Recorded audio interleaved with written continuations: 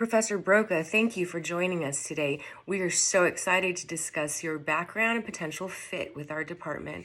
My name is Amy Lai-Charansup, and I will be conducting this portion of the interview. Could you please start by sharing your historical research on the brain's language center and how it's influenced current neuroscience practices? My early work on the brain's language center laid a foundational understanding of localized brain functions, a concept crucial to both clinical neurology and psychological theory. It's gratifying to see how these initial findings have prompted deeper explorations into cognitive and neural processes.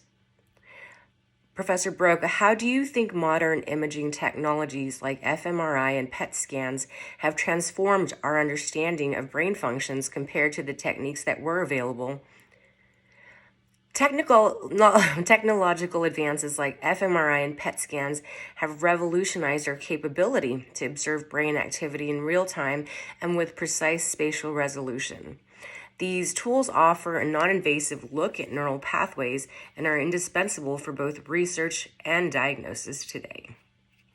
Professor Broca, given your foundational work on Broca's area, how do you see the interpretation of its functions evolving with recent neurological research? Recent research has certainly expanded our understanding of Broca's area. Its role is not just in language production, but also in language comprehension and other cognitive functions like music processing.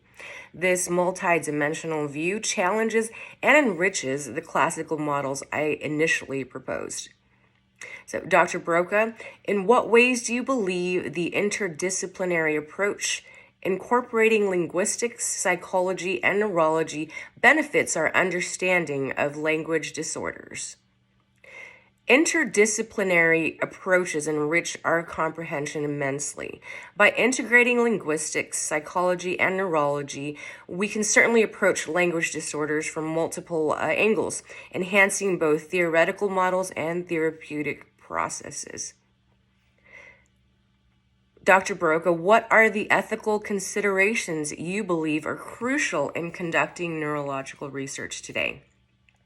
Certainly. In today's research environment, ethical considerations must prioritize participant consent, the implications of neuroscientific findings on privacy, and the potential misuse of brain-related data. Ethical research practices are paramount to maintaining public trust and scientific integrity. Dr. Broca, could you discuss the contrasts and similarities between language acquisition in children and language recovery in stroke patients? Certainly. Language acquisition in children and language recovery in stroke patients, though distinct processes, both rely heavily on neural plasticity. Studying these processes together can provide reciprocal insights into the mechanisms that enable language learning and relearning. Dr. Broca, how important is international collaboration in advancing neurological research, particularly research on language and the brain? Neurological research has increasingly become a global endeavor. Collaborations across countries allow for a diverse range of insights. This contributes to a more comprehensive understanding of human brain functions across different populations.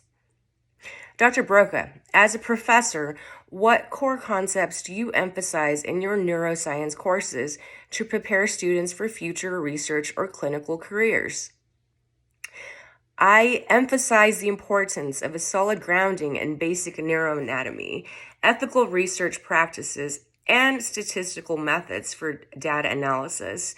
Understanding these core concepts is crucial for students aspiring to innovate in research or excel in clinical applications.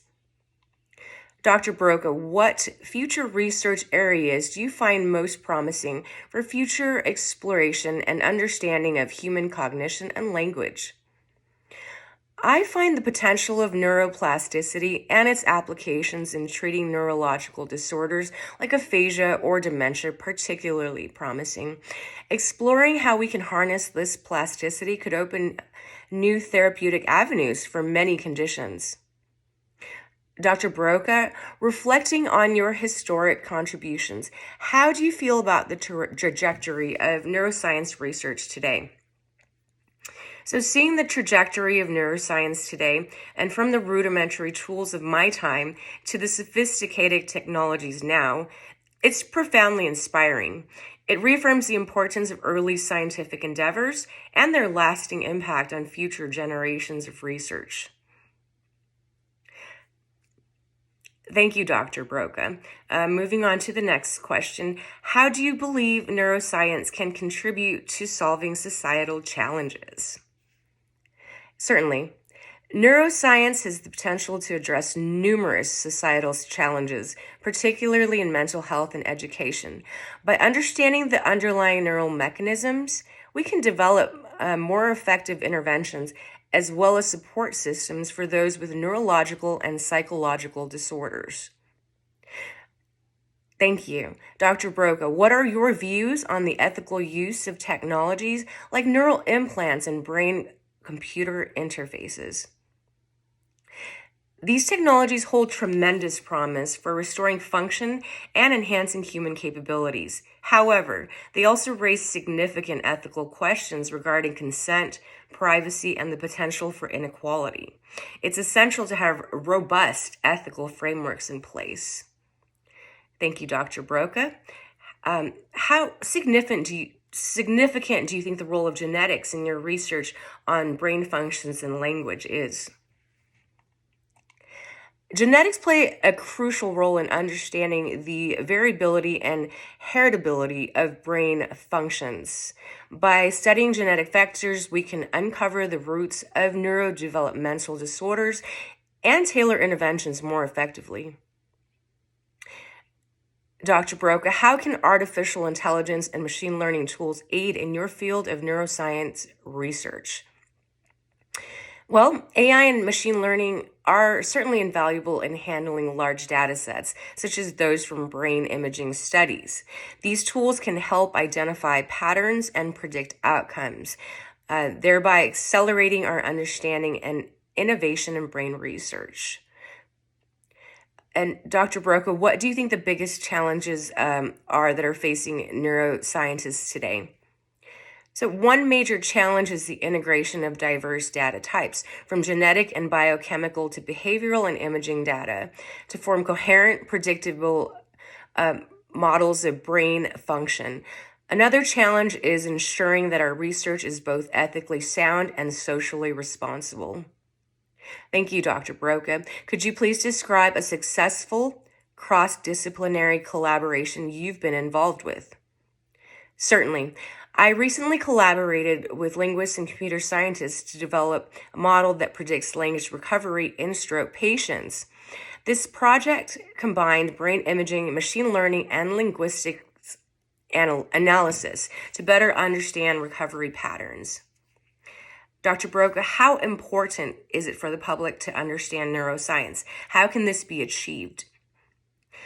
Public understanding of neuroscience is vital for informed decision-making on health and policy issues. Education, public lectures, and engagement through media can help demystify neuroscience and make it accessible to a broader audience. And Dr. Broca, what do you see the future of brain research heading in the next decade? Certainly, the future of brain research will likely focus on integrating molecular and systems neuroscience to fully understand the connectome and its functional dynamics.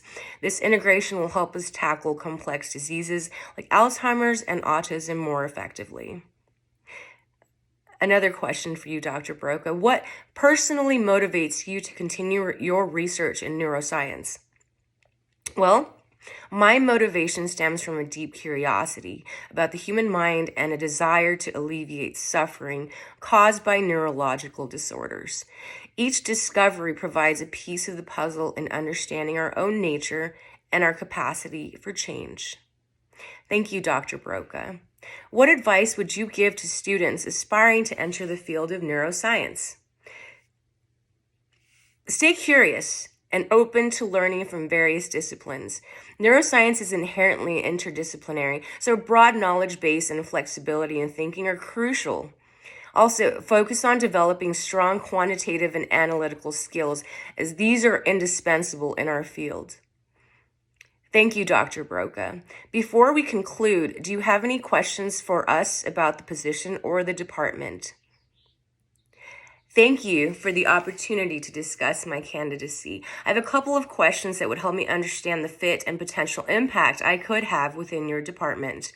First, could you elaborate on the current research priorities of this department and how my background in neuroscience and language might integrate with and expand these initiatives? Secondly, I'm keen to know about the support structures the university provides for interdisciplinary research, particularly involving collaborations across different faculties, such as linguistics, psychology, and neuroscience. Finally, how does the department foster professional development for its faculty, especially in adopting innovative teaching methodologies and advancing their academic careers? Understanding these aspects will greatly help me envision my role and contributions within your esteemed department. Certainly, Dr. Broca. Our department is currently focusing on expanding its research in cognitive and developmental psychology with a particular interest in how biological factors influence cognitive functions.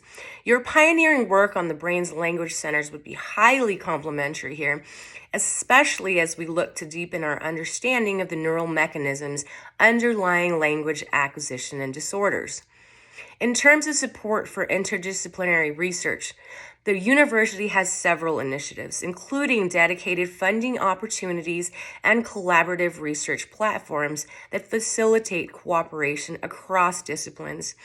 These platforms are designed to encourage innovative approaches by combining methodologies and insights from linguistics, psychology, neuroscience, and other fields. Regarding professional development, we are committed to supporting our faculty through various programs.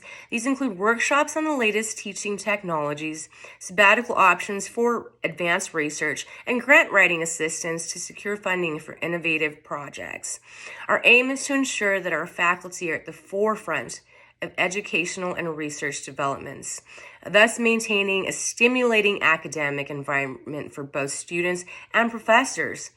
We hope this addresses your questions and gives you a clear picture of what it would be like to be a part of our team. Again, thank you so much for your time today, Dr. Broca.